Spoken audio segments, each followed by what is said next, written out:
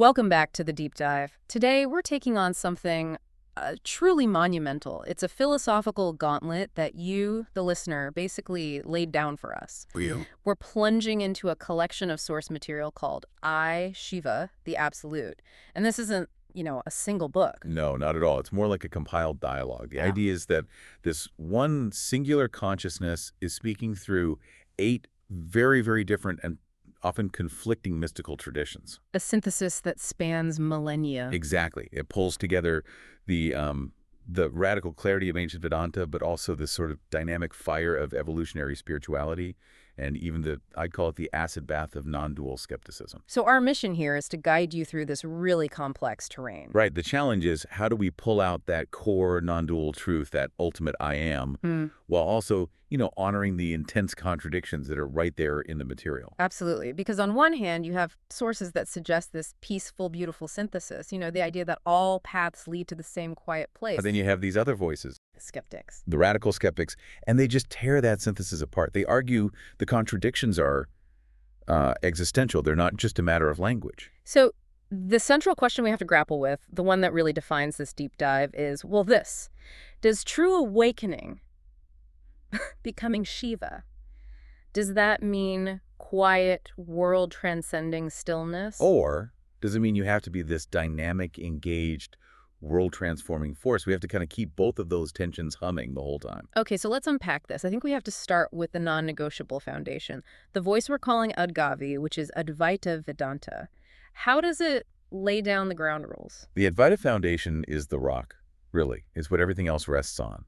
It asserts that the teaching isn't about a philosophical belief you adopt. It's not a belief system. No, it's about ontological identity. It's about who you actually are. And the sources hammer home these 4 Mahavakyas, the great utterances from the Upanishads. And these aren't just like nice quotes. Not at all. They're declarations of who you fundamentally are, whether you see it yet or not. They're pointers. The first is Prajnanam. Brahma consciousness itself is the absolute. Okay. Then, Ayamatma Brahma, this individual self, right here, is the absolute. And then comes the big one, the one that bridges the gap, Tatuvam Asi, that thou art. Which just obliterates that perceived distance between you and everything else. It does. And that all culminates in the final declaration, the realization itself. Brahmasmi. I am Brahman. I am Brahman. It's the goal, but it's also the starting point. And this immediately leads to a crucial idea about reality itself, what the sources call mithya. Apparent reality. Apparent reality, yeah. The world isn't like totally unreal, like a unicorn or something. Right. But it's apparent. It's transactional. It exists. Yeah. But it doesn't have its own independent, ultimate existence. And that's where the famous rope and snake analogy comes in, right? Exactly. You see a rope in the dark, you think it's a snake. The fear is real. The adrenaline is real. The whole experience is completely real for you in that moment. Yeah. But then you turn on the light. You turn on the light, the snake vanishes. It was never there. It was mithya. It was an appearance projected onto the reality of the rope. The sources also use the dream tiger analogy. Yeah, which is maybe even more powerful. While you're dreaming, that tiger is terrifying. The suffering is genuinely felt. But the second you wake up, you realize the tiger never existed outside of your own consciousness. So the world is basically consciousness dreaming. For the duration of the perception, it's real. But ultimately, it's all an appearance in and of consciousness. Okay. That's a powerful tool for, dissolving existential angst. But let me just push back on that for a second. Please. Doesn't that risk making this whole philosophy sound like an excuse to just ignore the world's problems? If war and hunger are just dream tigers, why should I do anything? And that is the perfect question, because that's exactly what drives the next part of this whole dialogue. The Advaita voice is very clear. It's ultimately unreal, but it is transactionally real. So you still have to act. You have to act. Because for the person in the dream, the pain is real, but the realization changes why you act. You can act without that egoic fear, without being attached to the results. Okay, I see. Now, if this truth is so immediate and eternal, why do we need the direct pointing method from Ranipa, the voice of Ramana Maharshi in Nisargadatta? Because Advaita can so easily become just a head trip, just a philosophy you hold in your mind. Ranipa yanks it out of the textbook and puts it right here, right now. How? They use the teaching of the 3 states, waking, dreaming, and deep sleep, to point you to what they call Turiya, the 4th. The silent, underlying awareness that's always there through all three. And the clue is deep sleep, which is interesting because you don't remember it, but you wake up so refreshed. That's the key. In deep sleep, you stop being the limited person. Yeah. You drop your name, your history, all your anxieties, and you return to your natural state. Unbounded being. Unbounded being. You simply are. Blissfully. Peacefully. The only reason it seems unconscious is because the limited mind isn't there to record it. So the practical method becomes self-inquiry, or atmavichara. Yes, but it's not trying to answer who am I with your mind. It's about tracing that I thought back to its source. Who is it that's aware of the thought? The joke is always the same then. The seeker is the sought. The seeker is the sought. The wave is searching for the ocean. Ramana's great question was always WHO is asking. The search itself is what prevents you from seeing it. It sounds like the ultimate cosmic joke. We paid for a lifelong cruise only to find out the ship never actually left the dock. That's a great way to put it. But if the truth is that immediate, if we're already home, that creates a huge philosophical problem, doesn't it? If seeking stops, what happens to action? And that brings us to Swajisa, the voice of dynamic realization. A critical pivot. Swajisa, which merges the fire of Vivekananda and the vision of Aurobindo, just flat out rejects that world-denying quietism. Right. Vivekananda's famous challenge. He thundered, "What good is your enlightenment if your brother starves?" If everyone is Brahmin, then serving people is serving God. So the goal isn't just to be absorbed, it's practical Vedanta. Manifesting divinity. By controlling nature, both external and internal, through what he called karma yoga selfless action. And Aurobindo takes that even further. To an evolutionary extreme, really, with his integral yoga. For him, the goal isn't just individual ascension, the soul escaping the body. It's descent. The divine has to come down into matter. Exactly. The supermind consciousness has to descend to divinize the body, the mind, the physical world itself. It's an active evolutionary job. Okay, so we have the formless absolute, the immediate self, and the dynamic transformer. But now, against all of that, we get a totally different kind of tension. The path of the heart. Amnara, devotion. Yes. Amnara, drawing from people like Ramakrishna, shifts the entire focus from knowledge and action to love, to bhakti. This is where the paradox gets really sweet. With his famous line, I don't want to be sugar. I want to taste sugar. It's such a beautiful metaphor. It's a willing rejection of merging, isn't it? Why would a realized being choose to stay separate? For the sheer sweetness of the relationship, bhakti yoga needs duality. It needs a lover and a beloved. The relationship is treasured more than the final merging. And this is explained through the concept of Leela. Divine play. God plays hide and seek by becoming many, creating separation just for the joy of reunion and for the delicious longing in between. Which is expressed through the pavas, these different relational moods. Yes, like relating to the divine as a friend or a servant or a parent or even a lover, the relationship becomes the entire practice. So you have this perfect contradiction. Dissolve the self into the formless. Versus celebrate the self and the other through ecstatic love. And both are presented as equally true facets of Shiva. This feels intellectually complete, but we promise to honor the parts that just don't fit neatly together. So we have to turn to the critique.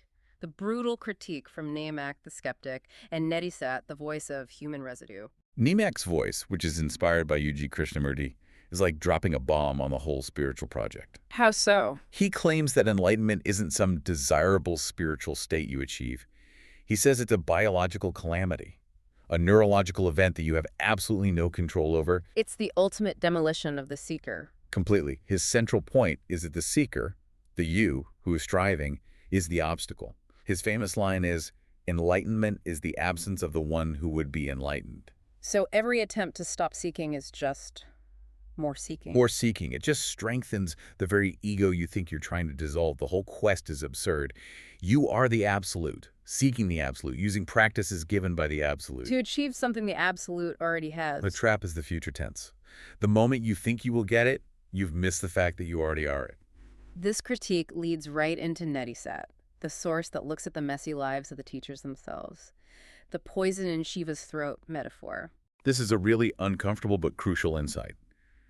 Nedisat argues that realization doesn't necessarily get rid of psychological suffering or human conditioning. Or even physical illness. Or physical illness. Yeah. The story is that Shiva swallowed the poison to save the cosmos and just held it in his throat. The realization holds the conditioning. It doesn't just vaporize it. So when you hear that Vivekananda had a terrible temper or that Ramana and Nisargadatta died of cancer, What does that mean? The existential flaw is fixed, but not the psychological one. That's the question that he set forces on us. The residue is held in awareness, not annihilated, and it also critiques the spiritual marketplace. Oh, yeah. It calls out the dependency, gurus charging thousands for retreats while saying there is no self. It points out how the spiritual ego can thrive by denying its own existence. It's a huge paradox, being non-dual, but still having to operate in a dualistic world of money and psychology.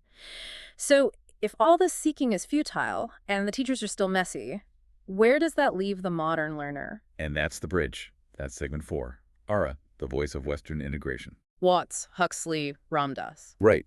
Their goal was to translate this stuff into terms that work with Western psychology. Mm-hmm.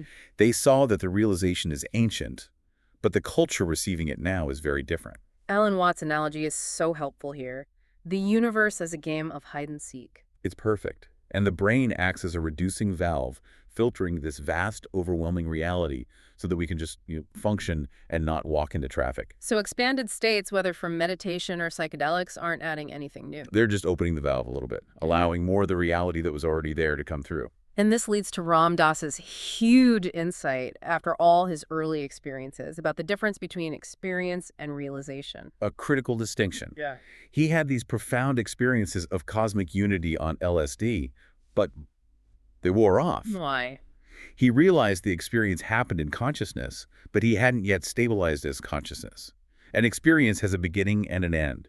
Realization is the constant, stable recognition of the awareness in which all experiences come and go. And Ara insists on doing the psychological work, too, the Jungian shadow work. You can't just bypass your trauma with spiritual practice.